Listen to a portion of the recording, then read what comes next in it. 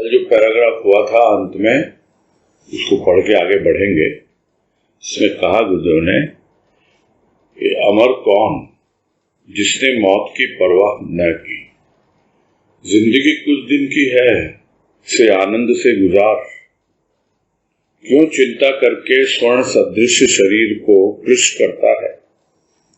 पाई हुई देह को कुछ ऐसे कर्मों में लगा कि चिंता समीप न आ सके। अधिक तृष्णा, अधिक चिंता।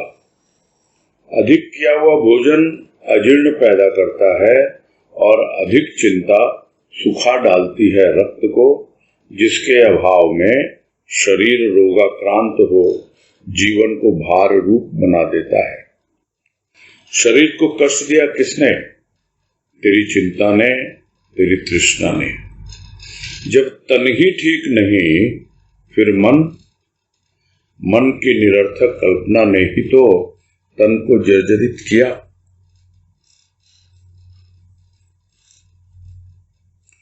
और यही भाव लिया गया था कि जो आनंद मनाता है, आनंद सुधा का पान करता है और आनंद सुधा की धारा में बह जाता है, बहता रहता है, वास्तव में वही अमर तत्व को चख पाता है, उसका स्वाद ले पाता है, उसका आनंद उठा पाता है। और एक बार यदि वैसा आनंद, जिसे गुरुदेव कहते हैं आत्मानंद, उसकी अनुभूति किसी को मिल जाए तो अपने आप ही जो मौत का भय है, मृत्यु का जो डर है प्राणी को, वो अपने आप ही उसके जीवन से पलायन कर जाए। अमर कौन होगा, नहीं होगा, बाद में मरने के बाद किसी को पता नहीं, किंतु जीते जी जो एक नया जीवन जीने लगता है, भय मुक्त जीवन, निर्भय होकर अभय पद की ओर आगे बढ़ता है, वही वास्तव में जीवन का आनंद उठा पाता है। और यही गुरुदेव समझा रहे हैं, कुछ दिन की है जिंदगी, आनंद से गुजारो इसको। क्यों भाई चिंता करके, ये जो इतनी सुंदर कंचन सी काया दी है तुमको देने वाले परमात्मा ने, उसको कुछ ऐसे कर्मों में लगाओ ना। चिंता कर करके इस कंचन की काया को क्यों तुम सुखा रहे हो? क्यों शुष्क जीवन जी करके एक ठूंठ की तरह, सूखे वृक्ष की तरह खड़े हो? आगे बढ़ो, तुम्हारे भीतर ही है वो आनंद। और इस देह को ऐसे कर्मों में लगाओ कि आनंद आए और चिंता पास फटक भी न पाए। इसका कारण क्या है कि बार बार चिंता आती है? तो समझा रहे हैं गुरुदेव, जितनी अधिक तृष्णा होती है उतनी अधिक चिंता होती है। थोड़ी बहुत चिंता, वो चिंता नहीं होती है। जो कई दिनों पहले भी किसी बहन ने प्रश्न किया था कि भाई चिंता तो थोड़ी करनी ही पड़ती है, कोई विशेष अवसर होते हैं, शादी ब्याह होते हैं, कि भाई काम ठीक से हो जाएगा, नहीं होगा, तो वो चिंता नहीं होती है।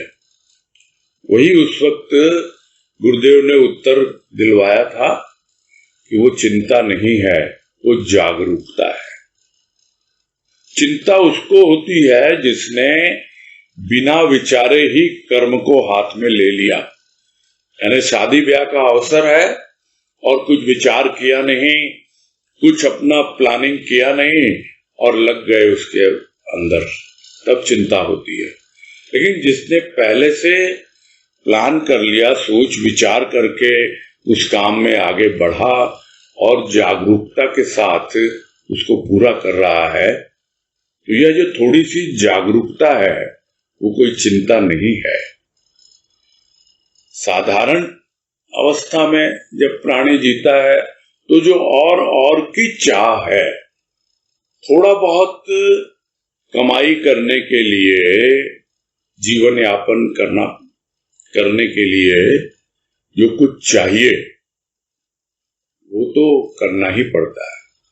उसके लिए कोई चिंता की जरूरत नहीं होती है, उसके लिए हाथ पैर चलाना होता है।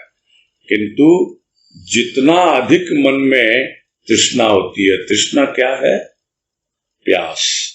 कहाँ की प्यास, कहाँ की भूख? इस मन की।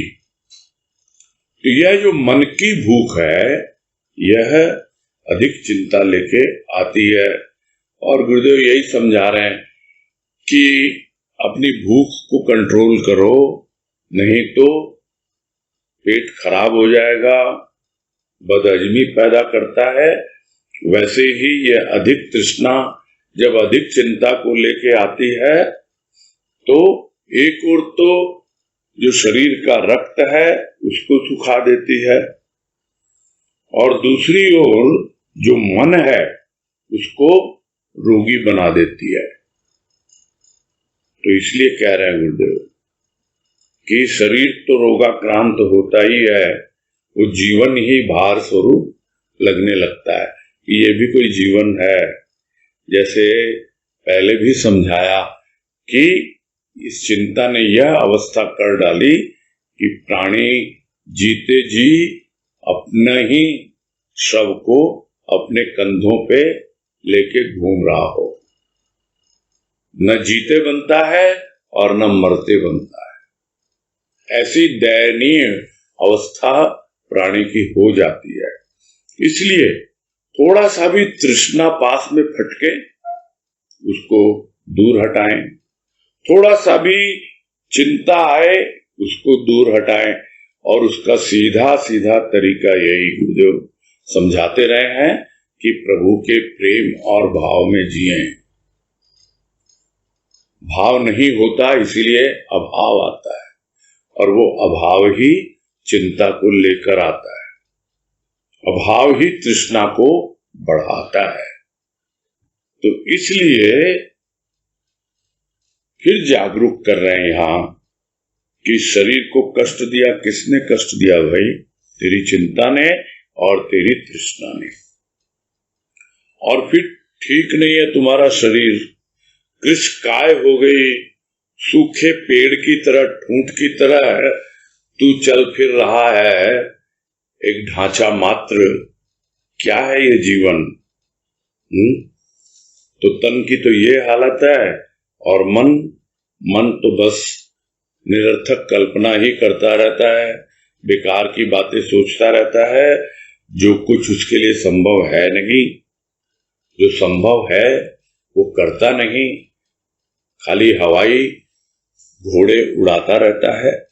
तो इस तरह से कोई जीवन नहीं रहता है। तो मन खुद तो रोगी होता ही है, तन को भी जर्जरित कर देता है। आज कह रहे हैं आनंद के लिए कहीं जाना नहीं, वह तेरी विचारधारा में है। कुटिया बनाना नहीं, कुटिया तेरे शरीर के कोने कोने में है। तीर्थ तेरा शरीर है और चारों धाम नख शिख में है। द्वारिका तेरा मुंह जहां से शब्द बाहर निकलते हैं। पुरी तेरा हृदय जहां जगन्नाथ विराजमान है। बद्री नारायण तेरा मस्तक जहां ज्ञान के हिमालय से प्रेम की गंगा बहती है। और रामेश्वर तेरे चरण जो तेरे नहीं प्रभु प्रदत्त हैं, चरण शरण के लिए हैं, शरणागति के द्योतक हैं। और इस पैराग्राफ में गुरुदेव ने अपनी पर्सनालिटी को डिफाइन किया है। नाम तेरे का है, यानी तेरी विचारधारा, तेरा शरीर, तो यह तेरा यह अपने आप से ही कह रहे हैं और यह उनको अच्छी तरह पता है। और जो जीवन उन्होंने जिया उसी जीवन की प्रेरणा हमें भी दे रहे हैं। इसीलिए कह रहे हैं कि लोग आनंद के लिए तीर्थाटन करते हैं, यहां वहां घूमते हैं, फिरते हैं, 4 धाम की यात्रा करते हैं। कुछ लोग आनंद के लिए गृह त्यागी हो जाते हैं, घर छोड़ के अलग से कुटिया बना लेते हैं। और कुछ लोग जिनके पास थोड़े पैसे आ जाते हैं वो आश्रम बना लेते हैं। कहीं जाना नहीं है, क्योंकि आनंद तो तेरी विचारधारा में है। जहां कहीं भी प्राणी जाएगा उसका मन, उसके विचार उसके साथ ही जाएंगे। भले ही वो कुटिया बना ले तो भी क्या हो गया, भले ही वो घर छोड़ दे तो भी क्या हो गया। जब तक विचारधारा में परिवर्तन नहीं आता तब तक आनंद नहीं आता। यही कह रहे हैं कि आनंद तेरी विचारधारा में है और जहां तू मौजूद है, जहां तू उपस्थित है, वहां ही आनंद है। और किस तरह आनंद का अनुभव किया जाता है उसका उदाहरण मैं तुम्हें अपने जीवन से दे रहा हूं। ऐसा गुरुदेव कह रहे हैं कि कुटिया तो तेरे शरीर के कोने कोने में है। एक एक छोटा छोटा घर है तेरा, न जाने कितने छोटे छोटे घर, छोटी छोटी कुटिया। ऐसा नहीं कि सिर्फ प्राणों की ही कुटिया होती है, जो मां ने भजन में कहा कि प्राणों की छोटी सी कुटिया बनाकर। सिर्फ प्राणों में ही कुटिया नहीं है, कोने कोने में कुटिया है। ठीक है, प्राणों की कुटिया का तो कहना ही क्या, अभी तक तो प्राणों का कोई विशेष अनुभव नहीं है प्राणी को, उन सूक्ष्म प्राणों का। किंतु शरीर का तो अनुभव है। शरीर के कोने कोने में ही वो उस कुटिया को अनुभव कर सकता है, उस तीर्थ को अनुभव कर सकता है। जो गुरुदेव अपना अनुभव यहां लिख रहे हैं कि तीर्थ तेरा शरीर है और 4 धाम तेरे 4 दिशाओं में है। जिस तरह उत्तर, दक्षिण, पूरब, पश्चिम, इन 4 दिशाओं में 4 धाम स्थित है, उसी तरह है 4 धाम कहां कहां स्थित है ये बता रहे हैं गुरुदेव। द्वारिका एक धाम है जो स्थूल रूप में तो पश्चिम में स्थित है, किंतु यहां गुरुदेव कह रहे हैं कि द्वारिका तो वो द्वार है जहां से तू अपने भीतर की भावना को, अपने भावों को, विचारों को शब्दों के द्वारा प्रकट करता है। कुछ बोलने के पहले सोच समझ कि तू नहीं बोल रहा, वो द्वारकाधीश जो इस मुख के द्वार पर बैठा है, जिसका आधिपत्य है, वो मुख से कहलवा रहा है। वो तेरा मुख है जहां से तेरे भीतर के भाव विचार शब्दों के रूप में प्रकट होते हैं, और वो पूरी तेरा हृदय है। पूरी तेरा हृदय यानी हृदय में ही जो तेरा जगन्नाथ यानी जो पूरे जगत का नाथ, वो परमात्मा, वो कहीं और नहीं, वो तेरे हृदय में ही विराजमान है। जब कभी तुझे पूरी जाने का मन करे, बस अपने भीतर लहलहाते हुए उस सागर की ओर नजर करना, उस हृदय का सागर जिसके तट पर तेरा प्राण प्रिय वो प्रभु विराजमान है, वो जगन्नाथ विराजमान है, और बद्री नारायण तेरा मस्तक है, पहाड़ों पर स्थित है, हिमालय पर स्थित है बद्री नारायण जो धाम है। किंतु यहां पर सूक्ष्म भाव क्या है उसका, वो तेरा मस्तक है, और उस मस्तक से जो हिमालय है वहां से जैसे गंगा बहती है वैसे ही वो हिमालय किसका है रूप, वो ज्ञान का हिमालय। यानी यहां पर ज्ञान को इतना महत्व दिया है गुरुदेव ने कि वही वास्तव में सबसे उच्च स्थान है। यानी सबसे ऊंचा स्थान जैसे हिमालय है वैसे ही ज्ञान का स्थान सबसे ऊंचा है, और वहीं से प्रेम की गंगा बहती है।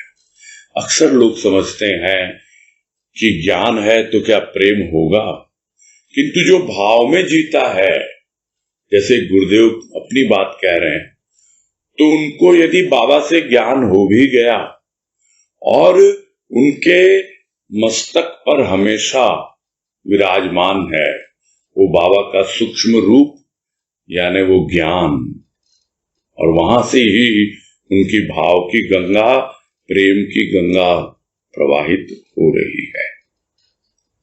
और तब पता लगता है उसको कि ये बह के कहाँ जा रही है, पूरी उत्तर से दक्षिण की ओर जा रही है, और रामेश्वर वहां पे चरण है तेरे, उस रामेश्वर धाम में।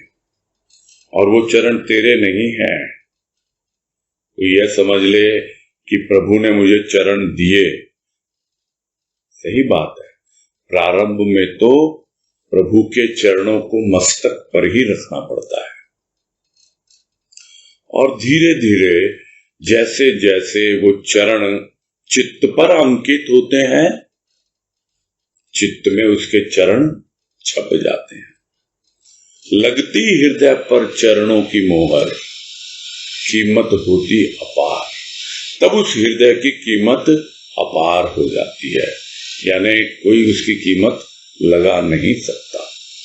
फिर धीरे धीरे उस हृदय से और नीचे की ओर उतरता है प्राणी, तब उसे पता लगता है कि अब जो कुछ भी मेरे चरणों में गति है, जो ये चरण चल रहे हैं, आगे बढ़ रहे हैं, वो मेरे नहीं है, वो प्रभु के चरण।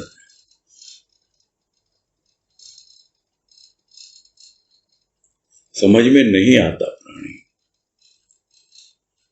कि हम जो चल रहे हैं, हमने उसी के चरण धारण किए मस्तक पे, और अब जिन चरणों से हम चल रहे हैं, जो हमारी आध्यात्मिक यात्रा हो रही है, वह भी हमारे चरण नहीं है, वो प्रभु के चरण है, प्रभु के द्वारा दिए गए चरण हैं, और चरण शरण के लिए हैं, शरणागति के द्योतक हैं, ये दिखलाते हैं। और गुरुदेव अपना ही भाव कह रहे हैं कि ये चरण अब मेरे नहीं है, प्रभु के हैं, और जो कोई भी इनकी शरण लेता है वो प्रभु की शरण में अपने आप चला जाता है। मैं कुछ भी नहीं हूं, जो भी इन चरणों को स्पर्श करता है वास्तव में वो प्रभु के चरणों को स्पर्श करता है, क्योंकि ये चरण मेरे नहीं है। अब तो मेरा पूरा शरीर, पूरी देह, नख से लेकर शिख तक सब तो चारों धाम बन गए। सूक्ष्म मेरा जीवन, ज्ञान मेरे मस्तक पर, हृदय में प्रेम और भाव की गंगा, और जीवन व्यतीत हो रहा है चरण शरण के लिए। जो कोई भी शरण में आना चाहे उन चरणों को अपना ले, और यह अनुभव करे कि यह शरीर जो है एक तीर्थ है, चारों धाम इसमें विराजमान है। आगे कह रहे हैं, भारत में रहता है तो भार में रत न हो, संहार में सम्मिलित न हो, आनंद की वृष्टि कर ऋषि, आनंद की वृष्टि कर तू ऋषि मुनियों के देश का है। यदि तू न करेगा, वह देशवासी जो भोग विलासी है क्या करेगा? यदि तू न करेगा तो क्या करेगा वह देशवासी जो भोग विलासी है? वसुधा कुटुंब है तो कुटुंब के सदस्यों से कह कि सदस्यता से काम लो, दस्यु न बनो, किसी को दास बनाने की चेष्टा न करो, हिल मिल कर रहो कि प्रेम बढ़े और जीवन का आनंद आए।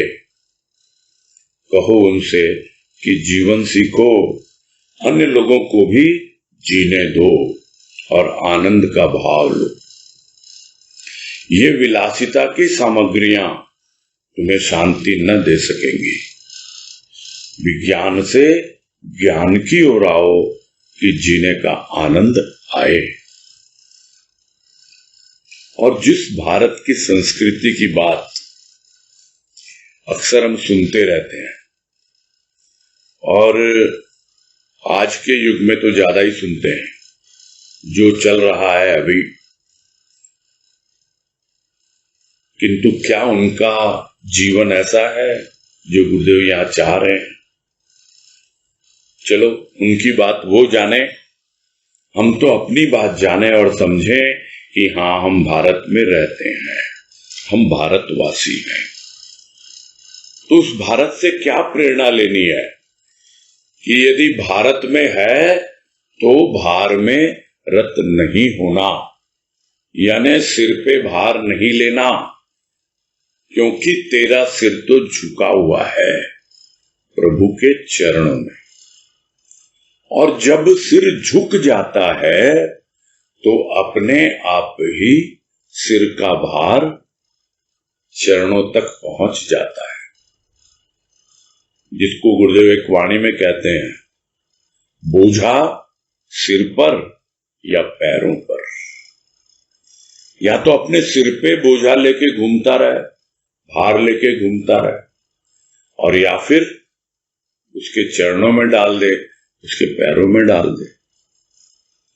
तो झुकेगा तो अपने आप ही डल जाएगा, कुछ प्रयास करना ही नहीं पड़ेगा, बस झुकना सीख जा।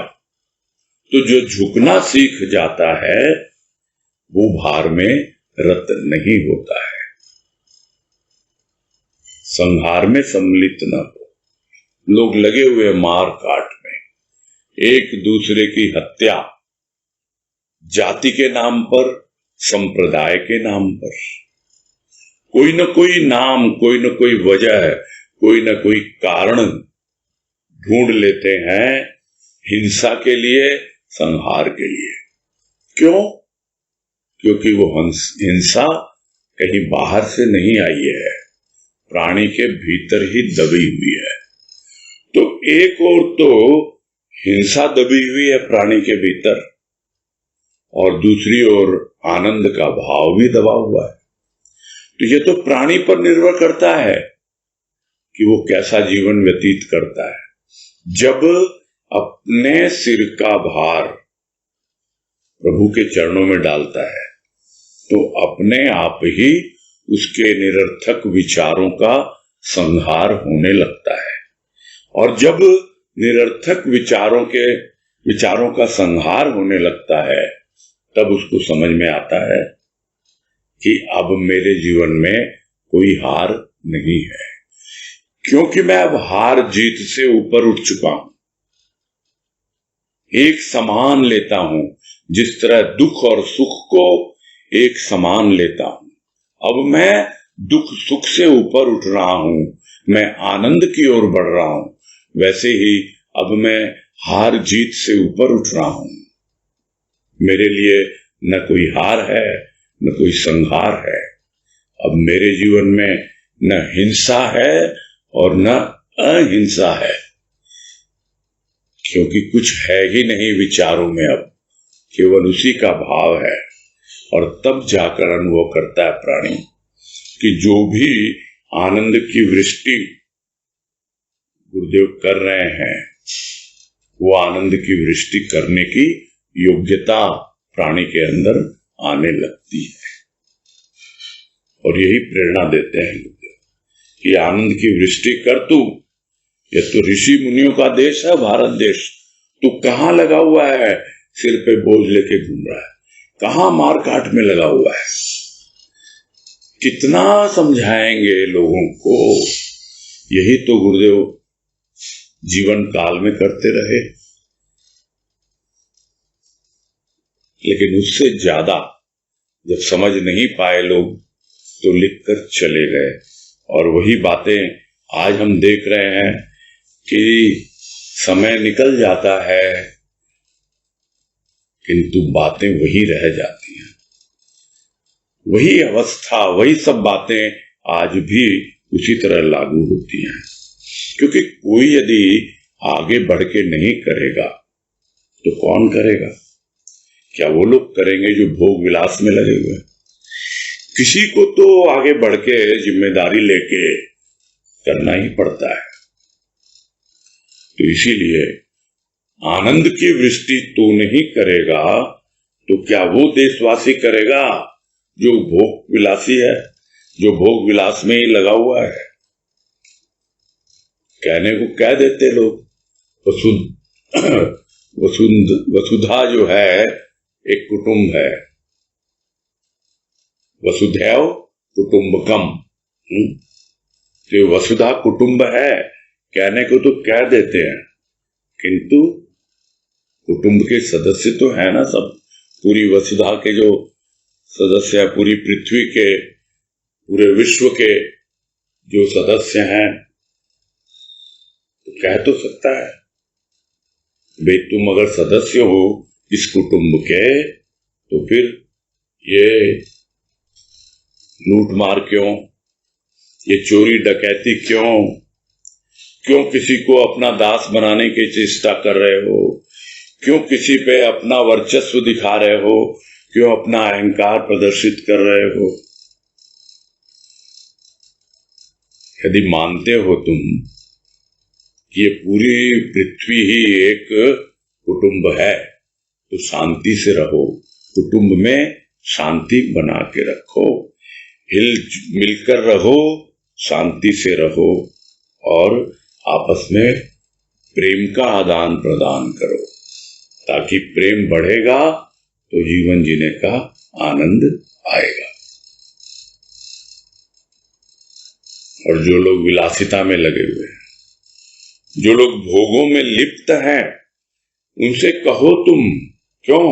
क्योंकि तुम तो आनंद के पुजारी हो, तुम तो आनंद चाहते हो और आनंद लुटा रहे हो। तुमसे कहो तुम कि भाई जीना सीखो जैसे हम जी रहे हैं, और दूसरों को भी शांति से जीने दो, आनंद में जीने दो, आनंद का भाव लो। तो जियो और जीने दो एक अलग स्थिति है। जियो और जीने दो माने जो जैसे जी रहा है उसको जीने दो वैसे ही, और तुम भी जैसे जी रहे हो वैसे जियो। यहां गुरुदेव कह रहे हैं कि तुम जीना सीखो, तुम भी आनंद लेना सीखो, और साथ साथ लोगों से यही सिखलाओ, बतलाओ उनको कि तुम भी आनंद का भाव लो जैसे मैंने आनंद का भाव लिया है। और ये भी समझाओ, कहां तुम यह जो पाश्चात्य देशों की जो संस्कृति है, जहां पर पूरी तरह से भोग और विलास की सामग्रियां इकट्ठी की जाती हैं, रोज नए नए गैजेट्स, नए नए वस्तु पदार्थ अलग अलग रूपों में आते रहते हैं, और ये विलासिता की सामग्री इकट्ठी करने में लोग लगे हुए हैं, तो क्या इससे शांति मिली? वो समझ नहीं पाते हैं। तुमने अनुभव कर लिया इस बात को, इसलिए इसलिए तुम उन्हें समझाओ, भाई इनसे शांति मिलने वाली नहीं है तुमको। कितना विज्ञान क्या करता है, विज्ञान और फंसाता है, उलझाता है, फैलाता है। और ज्ञान क्या करता है, ज्ञान समेटता है। इसलिए कह रहे हैं गुरुदेव कि विज्ञान से ज्ञान की ओर आओ कि जीने का आनंद आए। हमारे पूर्वजों ने कहा 5 तत्व होते हैं, आकाश, वायु, अग्नि, जल, पृथ्वी। और विज्ञान ने क्या किया, इन तत्वों का घालमेल करके आज की तारीख में ज्यादा नहीं तो कम से कम 130 एलिमेंट्स विज्ञान ने खोज लिया है। क्या किया विज्ञान ने, फैलाया और बढ़ाया, और ऐसे ही बढ़ाते रहेंगे। ये ज्ञान क्या करता है, ज्ञान ये कहता है कि यह जो 5 तत्वों का शरीर तुझे मिला है उसको समेटो, तुम अंदर में आओ, 5 से 4 पर आओ। वो 4 क्या है, तेरा सूक्ष्म शरीर है, मन बुद्धि चित्त अहंकार है, उसको भी समेटो और फिर 1 पर आओ। और वे 1 क्या है, वो तुम्हारी आत्मा है, वो आत्म तत्व है। तो इस तरह है, ज्ञान समेटता है और विज्ञान फैलाता है। इसलिए गुरुदेव कह रहे हैं तुमने समझ लिया ना, तो औरों को भी समझाओ जो भोग विलास में लगे हुए हैं, विलासिता की सामग्री इकट्ठी करने में लगे हैं, उनके पीछे ही भाग रहे हैं कि भाई विज्ञान से ज्ञान की ओर आओ और जीवन का आनंद उठाओ।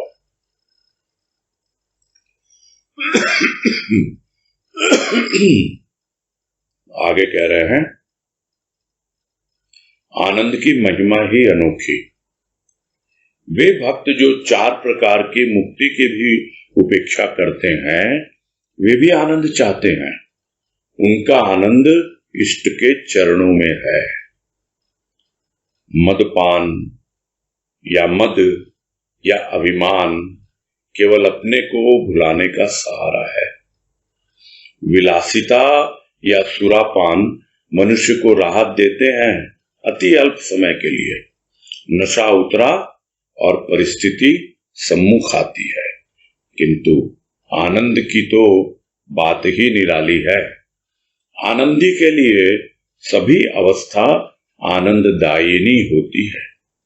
जिस अवस्था में साधारण जन व्याकुल हो जाते हैं, उस अवस्था में भी आनंदी पुरुष आनंद में ही रहता है। जहां भोजन तथा सुख सामग्री ही प्रधान, वहां आनंद कहां। क्षणिक सुख मिल सकता है, किंतु आनंद तो किसी वस्तु को पाकर नहीं होता। वह तो मन की विशेष स्थिति होती है तथा वहां मन बुद्धि का भी पता नहीं रहता। और वही सब बातें अलग अलग ढंग से गुरुदेव समझने समझाने की बात कर रहे हैं। पहले भी बात आई सुरापान की, फिर वही बात ला रहे हैं। पहले भी बात आई कि मन बुद्धि का पता नहीं होता, उससे ऊपर उठना होता है। इसीलिए कह रहे हैं कि आनंद की महिमा तो अनोखी है। जो जिस ढंग से आगे बढ़ता है वो उसी प्रकार से आनंद को अनुभव करता है। ऐसे भक्त हैं जो इष्ट के चरणों में आनंद की अनुभूति करते हैं और उनका आनंद जो है इष्ट के चरणों में ही है, ऐसा उन्हें प्रतीत होता है। उन्हें मुक्ति नहीं चाहिए, वे मुक्ति की उपेक्षा करते हैं। अब जो 4 प्रकार की मुक्ति जो है उसका वास्तविक रूप क्या है, ये तो हो सकता है ग्रंथों में वर्णित हो, उसके बारे में हमें ज्यादा विचार करना नहीं है, किंतु फिर भी जो इन सब बातों में ज्यादा विश्वास रखते हैं वो अपना खोजबीन कर सकते हैं, गूगल पे सर्च कर सकते हैं कि 4 प्रकार की मुक्ति कौन सी होती है। इसमें सीधा सीधा भाव यही है कि भक्त जो है वो मुक्ति नहीं चाहता है। यदि मुक्ति उसके जीवन में अनुभव में आती भी है, तब यदि वास्तव में वो भक्त है और वो ज्ञान की ओर बढ़ना चाहता है, तब वो मुक्ति चाहेगा, नहीं तो मुक्ति नहीं चाहेगा। जिस प्रकार भगवान कृष्ण ने गीता में 4 प्रकार के भक्त बतलाए, भक्त हैं, चारों भक्त हैं, और पहला प्रकार आर्त भक्त है। यानी आर्त भक्त उस भगवान को अपने करीब तभी अनुभव करता है जब वो आर्त होता है, दुखी होता है, और उसके भक्ति का आधार वही है। वो उससे मुक्त नहीं होना चाहता। कुंती कहती है भगवान कृष्ण से कि भगवान मुझे हमेशा दुख देते रहना, क्योंकि दुख में ही मैं तुम्हें याद करती हूं। मुझे दुख से मुक्ति नहीं चाहिए। जो दुखी होकर आर्त होकर याद करता है वो उस अवस्था से मुक्त होना नहीं चाहता। भक्त मुक्ति चाहता ही नहीं है, यही सार है। जो अर्थार्थी भक्त होते हैं, जो रुपये पैसे के लिए भगवान को भजते हैं, उनकी भक्ति करते हैं, वो भी उससे बाहर सोच नहीं पाते हैं, क्योंकि उन्हें लगता है कि यदि हमारे जीवन में तंगी आ गई और यदि हम इस प्रकार की भक्ति से बाहर हो गए, मुक्त हो गए, तो जब हमें पैसों की जरूरत होगी तो कहां भाग के जाएंगे। क्योंकि वो उसी में फंसे रहना चाहते हैं, उलझे रहना चाहते हैं, मुक्ति नहीं चाहते। वो भक्ति करते ही हैं पैसों के लिए। देखते हैं हम सारी दुनिया में भरे हुए ऐसे लोग। तो भक्त मुक्ति नहीं चाहता है। फिर जो जिज्ञासु भक्त है वो बस अपनी जिज्ञासा शांत करना चाहता है, किंतु उसके अंदर थोड़ा सा ज्ञान आ रहा है, इसलिए वो अपनी जड़ता से, वो अपनी मूर्खता से, अविद्या से मुक्त होना चाहता है। यानी ये ऐसा भक्त है जो मुक्त होना चाहता है। और चौथा जो ज्ञानी भक्त है वो है तो भक्त वो भी, किंतु वो पूरी तरह मुक्त हो चुका है। यानी 4 प्रकार के भक्तों की मुक्ति की भी परिभाषा अलग अलग है। क्योंकि जो प्रभु के चरणों में, इष्ट के चरणों में जब जब दुख आता है भागते हैं, जब जब पैसे की जरूरत होती है भागते हैं, जब जब कुछ जानना होता है तो भागते हैं, और जब कभी ज्ञान की कमी होती है तब फिर वो भागते हैं। तो वो क्या मुक्त होना चाहते हैं? वास्तव में ज्ञानी ही जीवन मुक्त अवस्था जीते हैं। कहने का तात्पर्य क्या है? आनंद उठाना है। वो आनंद चाहे भक्ति में आए चाहे ज्ञान में आए, और वो आनंद देता है हमें भाव। और वो भाव जब हमको आत्म भाव तक ले जाएगा तभी हमें पता लगेगा कि वास्तव में हम कौन सा आनंद चाहते हैं और उस आनंद की महिमा क्या है। किंतु लोग तो दुख और कष्ट में ही मरे जा रहे हैं, परेशान हो रहे हैं। तो कुछ लोग जो अर्थार्थी भक्त हैं, उनके पास कुछ पैसा आ गया तो वो अपना अहंकार दिखलाते हैं, मद दिखलाते हैं, अपना अभिमान दिखलाते हैं। और क्योंकि उनके पास पैसा है, वो कुछ भी कर सकते हैं, खुद भी सुरापान करते हैं और दूसरों को भी सुरापान के लिए प्रेरित करते हैं। और उसके लिए जरूरी नहीं है कि पैसे वाला ही हो। बहुत से लोग अपने आप को भुलाने का भी सहारा ढूंढते हैं, क्योंकि अपने आप को कोई फेस करना नहीं चाहता,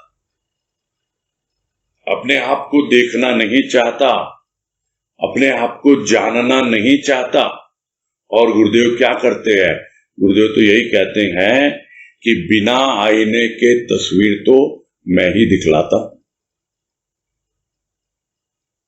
मैं बिल्कुल तुमको अपना चेहरा दिखला देता हूं कि देख कौन सा जीवन तू जी रहा है।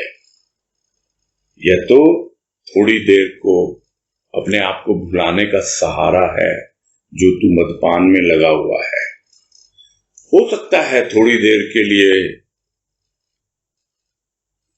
राहत मिल जाए, रिलैक्स हो जाए, थोड़ी देर को भूल जाए अपने आप को, किंतु कितनी देर? फिर तो लौट के आना है इसी दुनिया में। वही सूक्ष्म है, वही स्थूल है, सब कुछ है। तो जैसे ही नशा उतरता है, परिस्थिति सामने आती है। तो कोई ये समझे कि भाई हम तो खूब मजा कर रहे हैं, मौज मस्ती में हैं, एंजॉय कर रहे हैं, खूब ड्रिंक कर रहे हैं, पार्टी वार्टी कर रहे हैं, खूब आनंद उठा रहे हैं। तो यह जो विलासिता और सुरापान जो है ना, ये थोड़े समय के लिए राहत दे सकता है, किंतु वास्तव में आनंद जो है उसकी तो बात ही कुछ अलग है। जिसको आनंद की अनुभूति होती है और जो अपने आप को पाता है कि मैं आनंदी हूं, उसके लिए तो कोई भी अवस्था हो, जीवन में कितने ही उतार चढ़ाव आए, उसकी अवस्था तो हमेशा आनंददायिनी ही बनी रहती है। जिस अवस्था में साधारण प्राणी परेशान हो जाते, दुखी हो जाते हैं, यदि उस अवस्था में किसी आनंदी पुरुष को देखें, वो आनंद में ही रहेगा। और यही एक पहचान है। तो कहां से शुरू होती है बातें? सारी बातों का सार कितनी बार गुरुदेव समझा चुके हैं कि जीवन में अभाव आया, वो अभाव चिंता लेकर आया, और वो चिंता दुख लेकर आई। उस गम को गलत करने के लिए सुरापान करता है। और कुछ जिनके पास समय है निरर्थक कार्यों में, विलासी जीवन जीने के लिए, वो उसमें लग जाते हैं, उसमें सुरापान करते हैं। उससे क्या हासिल होगा? स्थिति परिस्थिति आती है, चली जाती है, किंतु हर अवस्था में जो आनंदी पुरुष है, जो आनंद में रहता है, वो बिल्कुल मगन रहता है। उस पे स्थिति परिस्थिति का प्रभाव नहीं पड़ता है। क्यों नहीं पड़ता? क्योंकि वो भीतर में उसने एक ऐसा सुरक्षा कवच आनंद का लगा रखा है जो उसे विश्वास ने दिया है। जो गुरुदेव कहते हैं, तुम मुझे विश्वास दो, मैं तुम्हें आनंद दूंगा। उसने विश्वास दिया है गुरुदेव को, वो आनंद में रह रहा है, इसलिए सुख और दुख बिल्कुल उसे प्रभावित नहीं करते हैं। अब और लोग हैं जिनके लिए सुख की सामग्री, खाना पीना, मौज करना, यही सब प्रधान है, मुख्य है। तो वहां पर आनंद की बातें तो बड़ी निरर्थक लगती हैं। इन सब में हो सकता है उनको क्षणिक सुख मिलता हो, कुछ देर के लिए अपने आप को भूल जाते हैं, किंतु आनंद बाहरी वस्तुओं पर आधारित नहीं होता है। यह तो आपके अंतःकरण की एक विशेष स्थिति होती है। यानी मन बुद्धि चित्त अहंकार, जहां कहीं भी आपको उस आनंद की अनुभूति हो, और यदि आपको मन के भी ऊपर, बुद्धि के भी ऊपर, अहंकार से भी परे आत्मा में आनंद की अनुभूति हो, तो उस विशेष स्थिति का तो कहना ही क्या। वहां तो मन बुद्धि का भी पता नहीं रहता है, वो सब नीचे रह जाते हैं। ऐसा होता है आनंद, और ऐसी होती है एक आनंदी पुरुष की अवस्था जो हमेशा आनंद में ही रहता है। तो ये सब बातें गुरुदेव अपने अनुभव पे आधारित लिख रहे हैं, इसमें कोई संदेह नहीं है, और हमें इनसे प्रेरणा लेकर इसी राह पर आगे बढ़ना है। यही उनके प्रति हमारी सच्ची, क्या कहें, एक भक्ति होगी, उनके प्रति एक विश्वास होगा। बस यही पूरा कर।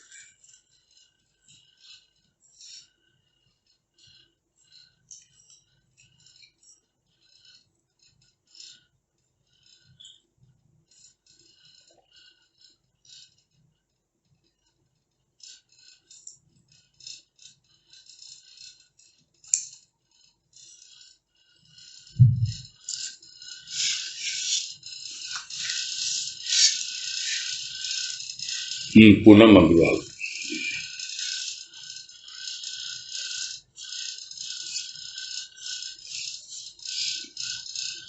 प्रणाम भैया।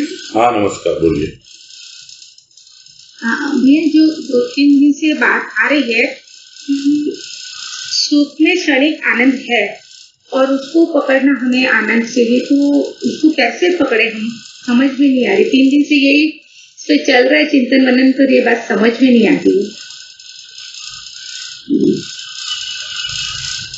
देखो क्या है, सुख जो आधारित होता है वो भौतिकता पर होता है, ये बार बार गुरुदेव कह रहे हैं, है ना। हाँ, किसी वस्तु को पाकर, किसी बाहरी स्थिति परिस्थिति के कारण हमें सुख की अनुभूति होती है। हाँ। किंतु वो जो अनुभूति हो रही है वो क्या है, वो तो सूक्ष्म है ना। हाँ। और इसका सीधा उदाहरण उस दिन भी बताया गया था, किसी ने प्रश्न किया था, और शायद यही बॉम्बे के ही आपके, हाँ, पवन जी ने किया था। उदाहरण यही आया था कि जिस तरह मोह में भी प्रेम होता है, वैसे ही सुख में भी आनंद होता है, अंश होता है। यानी मोह में प्रेम का एक छोटा सा अंश होता है, उसी तरह सुख में आनंद का छोटा सा अंश होता है। तो आपको मोह का पता है, मोह किससे करते हो? बच्चों से करते हो। हाँ। अपने शरीर के संबंधियों से होता है मोह। बराबर है। हाँ। और सबसे बड़ा मोह तो आपको अपने शरीर से है, इसीलिए शरीर के संबंधियों से है। अब आप जो शरीर से मोह करते हो, अपने आप को सजाते हो, हैं, खूबसूरत दिखने के लिए, अच्छा दिखने के लिए, हाँ। क्योंकि वो आपको दिखाना है, लेकिन उसमें कुछ तो भाव विचार होता है ना। यानी यू लव योर बॉडी, हाँ। लेकिन व्हेन यू लव योरसेल्फ, यानी आपके भीतर कुछ विचार तो होगा ऐसा जो अपने आप को आप प्यार कर सकते हो। उसी को कहते हैं कि जो धीरे धीरे अपने आप को प्यार करना सीखता है, वो देह बोध से अंदर की ओर आता है, यानी सूक्ष्म में आता है। वैसे ही जो हमें सुख मिल रहा है वो बाहर से मिल रहा है, हमारा शरीर वो अनुभव कर रहा है सुख को, किंतु आता कहाँ है? भीतर। हम शरीर को सुख देना चाहते हैं। जैसे हम शरीर को सजाना चाहते हैं, सुंदर दिखाना चाहते हैं, किंतु क्यों? क्योंकि हम शरीर को प्रेम करते हैं, किंतु वो प्रेम हमारे भीतर है। यदि वो देह तक ही सीमित रहेगा तो फिर ऐसे ही जीवन निकल जाएगा। यदि उसमें से हम प्रेम को पकड़ के अपने भीतर की भावनाओं में जाएं, सूक्ष्म में जाएं, तो हमारे प्रेम का रूप बदलता है। वैसे ही उस सुख में से, देहबोध से हटकर अपने भीतर का अनुभव पकड़ें कि हमको उस वक्त क्या अनुभव हुआ। सुख क्या है? अच्छा लगना, अच्छा लगना।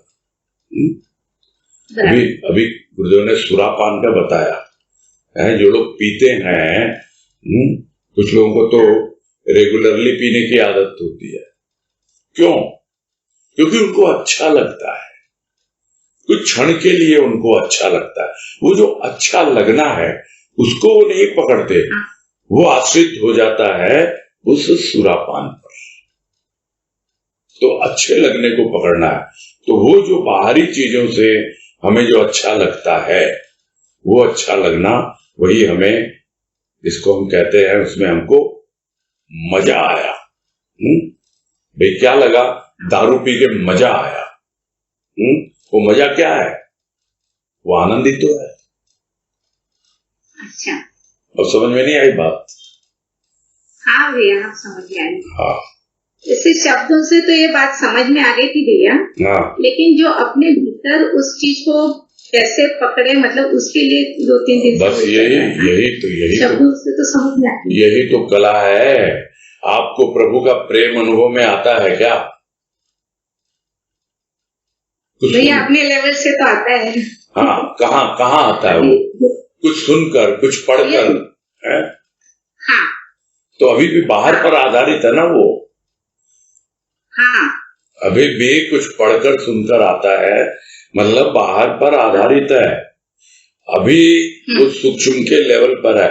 अब जब आप जो पढ़ा हुआ, सुना हुआ, उस पे मनन चिंतन करेंगे, तब आपकी यात्रा आगे बढ़ेगी। वैसे ही है, जो आपको अनुभव हो रहा है पढ़कर सुनकर, जो अच्छा लग रहा है,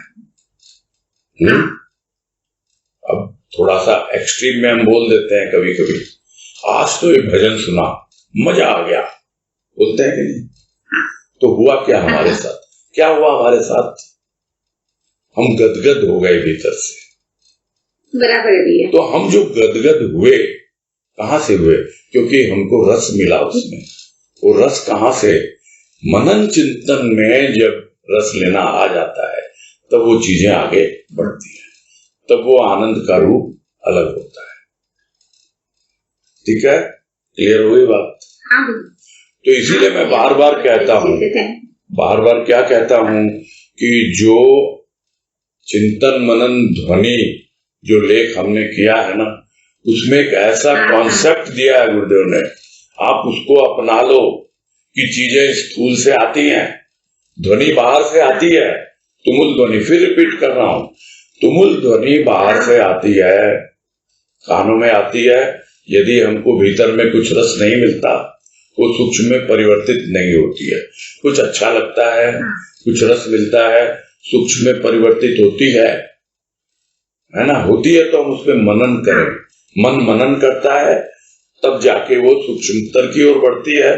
फिर चित्त चिंतन करता है, तब जाके वो सूक्ष्मतम की ओर बढ़ती है। तो ऐसे ही ये ध्वनि का उदाहरण है।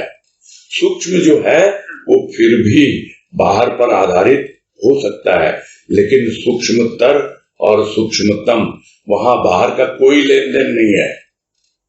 तो इसलिए आपको यह समझना चाहिए कि अपना खुद बैठो, समझो कि मेरे भीतर में आनंद की अभी क्या स्थिति है, मेरे भीतर में प्रेम की अभी क्या स्थिति है, भाव की क्या स्थिति है। ये सारी चीजें सूक्ष्म है।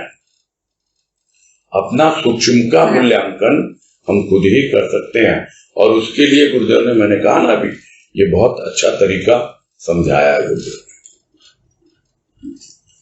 ठीक है? हाँ ठीक है भैया। Thank you.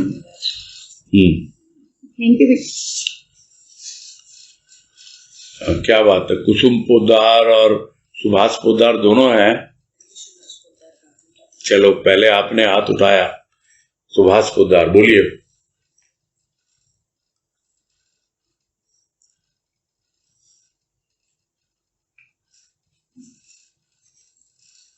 बोलिए सुभाष जी। हाँ भैया बोल रहे हैं। हाँ हरिओम भैया। हाँ हरिओम बोलिए। वे भक्त जो 4 प्रकार की मुक्ति की अपेक्षा करते वे भी आनंद चाहते। वे इसको फिर से एक बार बताएं। मैंने तो कहा शास्त्र पढ़िए, शास्त्र पढ़िए, शास्त्र पढ़िए, गूगल खोजिए 4 प्रकार की मुक्ति क्या होती है। मेरे को जो समझ में आया, जैसा भाव ने दिया वो मैंने व्यक्त किया कि 4 प्रकार की मुक्ति मुझे नहीं मालूम। मैं भी अगर पहले इसको पढ़ा होता, क्योंकि मैं पहले पढ़ता नहीं, मैं तो ऑन द स्पॉट ही पढ़ता हूँ जो कुछ भी और जो भाव गुरुदेव देते हैं, क्योंकि मैं एकेडमिक्स पे ज्यादा विश्वास नहीं करता। 4 प्रकार की मुक्ति, 7 प्रकार की भूमिका, इतने प्रकार की ये, इन सब चीजों में विशेष वो नहीं रखा है कि ये षड क्या था उसमें समाधि में, षड चक्र, तो ये 6 चक्र जो होते हैं कौन कौन से होते हैं, ये इसमें हमारे लिए वो इम्पोर्टेंट नहीं है। हमारे लिए इम्पोर्टेंट ये है कि जिस भक्त को चरण सेवन में या चरणों में ही इष्ट के चरणों में आनंद आने लगा, वो मुक्ति नहीं चाहता। यानी संक्षेप में यही समझने समझाने का प्रयास किया गया था कि भक्त को मुक्ति नहीं चाहिए। भक्त तो बार बार कहता है, क्या कहता है, ये जीवन जितनी बार मिले हर बार तुम्हारा द्वार मिले। और ज्ञानी क्या कहता है, बस ये मेरा अंतिम जीवन है, मुझे बार बार इस धरती पर नहीं आना। वो मुक्ति चाहता है, ज्ञानी मुक्ति चाहता है और भक्त मुक्ति नहीं चाहता है, क्योंकि उसको भक्ति में ही ज्यादा आनंद आता है और ज्ञानी को ज्ञान में ज्यादा आनंद आता है। तो सब बातों का सार क्या निकला था कि गुरुदेव ने तो हमें भाव दिया है जिसमें भक्ति और ज्ञान दोनों अच्छे से समाहित होते हैं। अब यह हमारी इच्छा है कि हम जो 4 कैटेगरी के जो भक्त बताए हैं भगवान कृष्ण ने, आर्त, अर्थार्थी, जिज्ञासु, ज्ञानी, अब उनमें से कौन सी कैटेगरी में आते हैं, और या फिर थोड़ा थोड़ा सब कैटेगरी हमारे भीतर है, परसेंटेज हमारे भीतर है, तो हम देख लें कितना परसेंट हमारे भीतर ज्ञान है, कितना परसेंट जिज्ञासा है और कितना परसेंट जो है हम अर्थ के लिए, रुपये पैसे के लिए भक्ति करते हैं और कितनी भक्ति हम करते हैं दुख में, कष्ट में याद करते हैं। तो ये चारों में से हम अब एनालाइज कर सकते हैं कि नहीं हमको मुक्ति नहीं चाहिए, हमको मुक्ति में आनंद नहीं है, हमको तो बस ऐसे ही जीवन बीतता रहे, वही हमको अच्छा लगता है। ये अपनी अपनी चॉइस है। तो भक्त को मुक्ति नहीं चाहिए, ये बोल रहे हैं। मुक्ति में चाहे भक्ति के दे दो।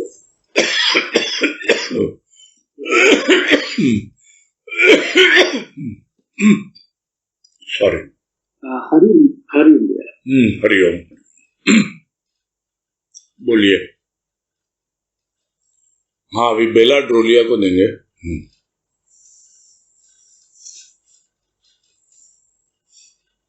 हाँ प्रणाम भैया जी। हाँ नमस्कार, बोलिए।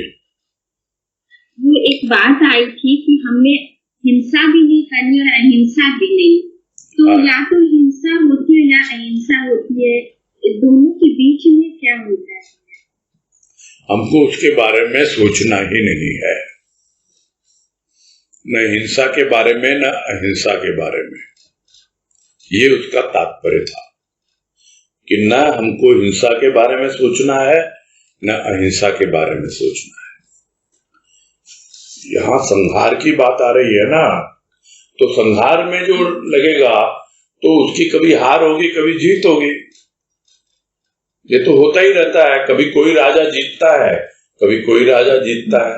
पुराने जमाने में चलता था और आजकल भी यही होता है, कुछ नहीं, आजकल तो गली मोहल्लों में ही लोग तलवार खींच लेते हैं, एक दूसरे का संहार करते हैं।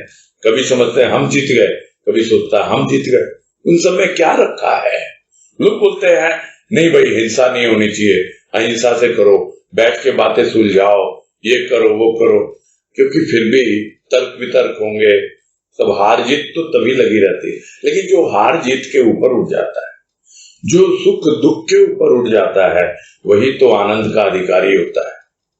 तो आप अगर इसी में लगे रहोगे, हिंसा अहिंसा में, तो इन सब में क्या रखा है? इन सब से ऊपर उठना है, यही कहने का तात्पर्य था।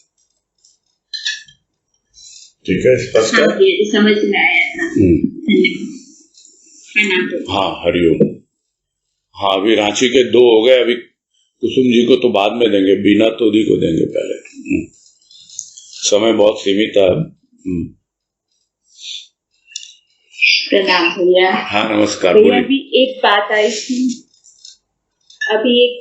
थी कि आनंद तो किसी वस्तु में नहीं होता है, आनंद मन की विशेष स्थिति होती है, जहाँ मन बुद्धि का भी पता नहीं रहता।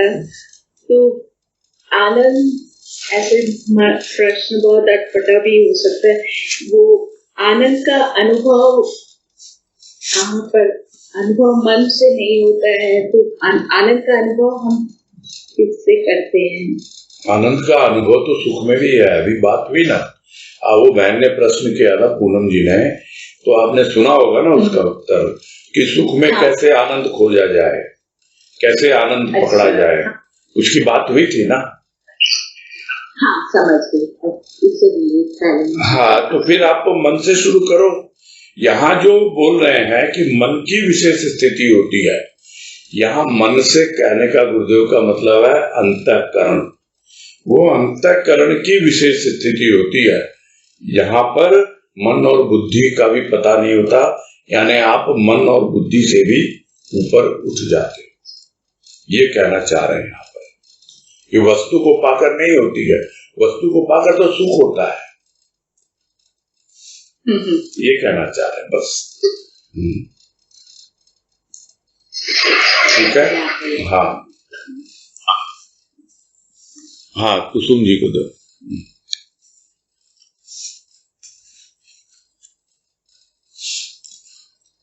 हाँ, बोलिए कुसुम। प्रणाम भैया। हरिओम, नमस्कार, बोलिए। हाँ भैया, कल के 47 नंबर पेज पे एक बात आई थी कि आई हुई देह को आप पैराग्राफ बताओ, करने लगा। पैराग्राफ बताइए आप, क्योंकि पेज नंबर जो है। हाँ भैया, पैराग्राफ दूसरा है और लाइन 3 से शुरू हो गई है, 47 पेज नंबर वेरी करते हैं, पैराग्राफ की पहली लाइन बताइए। अमर कौन है? अच्छा, मिल गया ना। हाँ, बोलिए। हाँ, पाई हुई देह को। हाँ, बोलिए। कुछ ऐसे कर्मों में लगा कि चिंता समीप न आ सके। तो भैया आपने समझाया भी था और मन में भी आया कि समझ में भी आया कुछ कि जैसे कि ऐसे कर्म, यानी कि कुछ विशेष कर्म, यानी कि अभी जो सुन रहे हैं रोज कि हमारे विशेष कर्म जो सूक्ष्म के मन बुद्धि चित्त ये जो है हमारे, उनको प्रभु के प्रेम और भाव में लगा, उनको और आगे बढ़ा, लेकिन फिर भी और क्लियर करके नहीं हो रहा है। बिल्कुल क्लियर है, आपने क्लियर समझा है। इसी में लगाओ प्रभु को, यही विशेष कर्म है। विकर्म जो कहा गया पहले भी, कर्म ज्ञान के अवसान में विकर्म की बात आई थी ना। हाँ, तो यही विशेष कर्म है। और अगर आप प्रभु के प्रेम और भाव में अपने अंतःकरण को लगा दोगे, मन बुद्धि चित्त अहंकार को, तो प्रश्न ही नहीं उठता कि चिंता फटके पास में। अभी कल परसों भी बात आई थी कि चिंतन करेगा तो चिंता नहीं आएगी।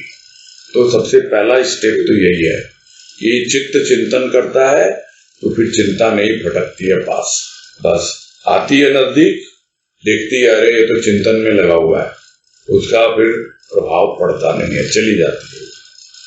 यही है तात्पर्य। आप ठीक समझे हैं इसमें? हाँ, बोलिए। हाँ, ये एक प्रश्न और करूं? आप फटाक से करिए क्योंकि टाइम काफी हो गया है। अच्छा, बोलिए बोलिए, जल्दी कल चलो। कर लूंगी भैया।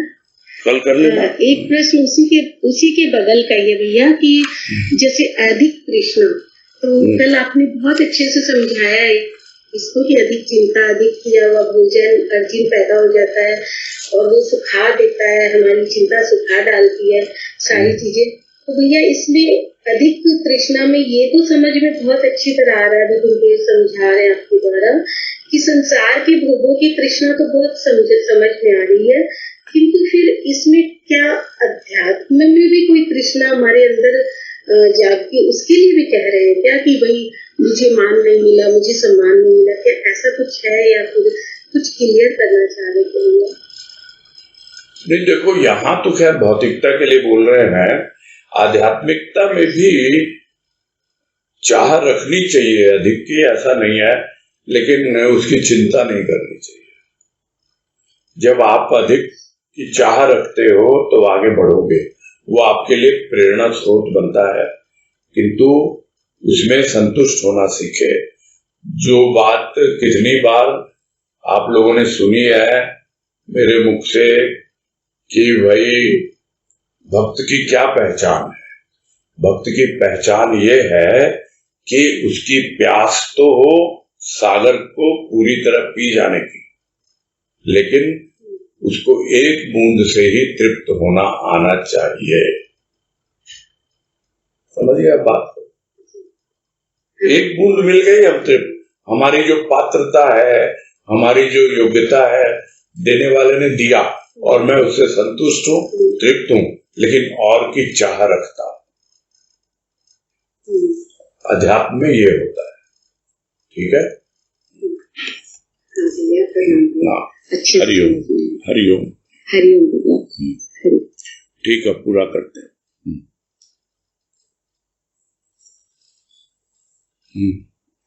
ठीक है राजू। हाँ हरिओम राजू। हाँ, हरिओम हरिओम सबको हरिओम।